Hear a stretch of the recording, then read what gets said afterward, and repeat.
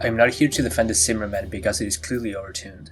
It has a 205% direct hit modifier and enough impact force to almost fill the stagger bar of a heavyweight or midweight in one shot, assuming you're running 2 of these. However, I am here to bring to your attention what I feel like the real problem with this game is, and I haven't seen many people discuss. Assault Boost is one of the dumbest and most ignorant movement mechanics ever introduced to the series.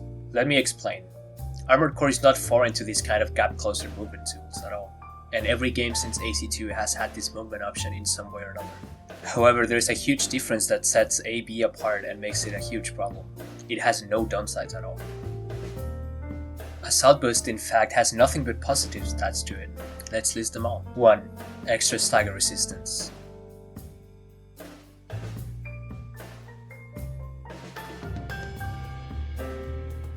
2. It gives you access to your fastest movement speed and it's extremely efficient.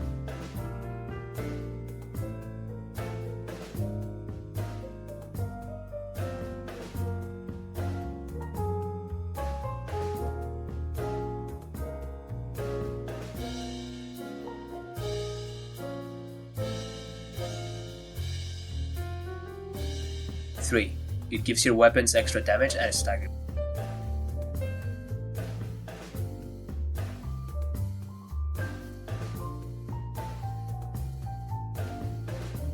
4.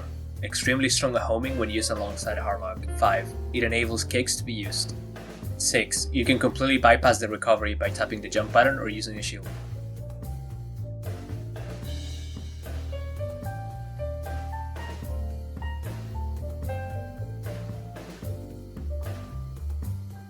7. The buffs are applied frame 1 during startup. So what are the negatives? It has a bit of a startup before it moves you forward. Attacks that require stance will cancel the assault boost and don't get the damage / stagger buff. Missiles don't seem to get it either. And that's pretty much it. The benefits far outweigh any of the extremely limited drawbacks. Assault boosting is basically free and your AC is not going to be performing at its best unless you're moving in assault boost. I don't want to sound like I'm a boomer AC player refusing to adapt to the new game, but in the interviews the staff very clearly stated that they revisited the previous games for inspiration, so I'm gonna hold them accountable for saying that. I'm frankly baffled that they didn't take into account what those games did to balance their assault boost equivalent. For example, in Sun Online, using overboost will raise your hit meter, which will lead to you taking unscaled damage over time if it filled.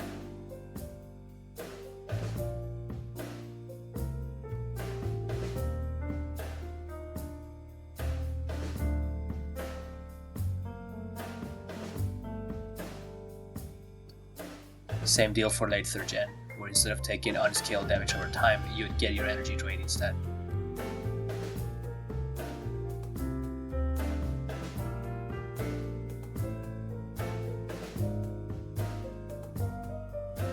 In 4th gen, overboosting fell out of favor for the most part, but it's still used, and it still had a major drawback, as it would drain your primal armor meter if you used it.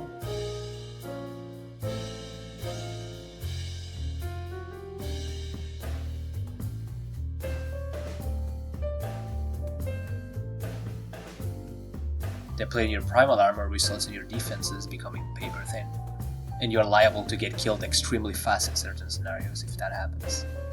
Last but absolutely not least is 5th gen's glide boost, which is probably the closest to assault boost. It allows for incredibly fast and snappy movement in any direction. However, it can only be initiated from solid ground, so you can't use it in midair.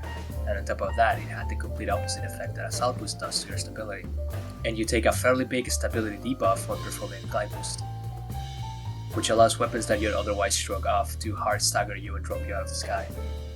I don't want them to straight up copy what the old games did, but they absolutely should introduce some type of penalty to assault boosting, especially with how currently most long-range setups feel so cocked in comparison to the older games. Yamamura decided to gut long range in favor of forcing everyone into close range, but then he made it so that everyone has the ability to access close range at the press of a single button, and there is very little you can do to get away other than just turning around 180 and then assault boosting away. That is just absurd.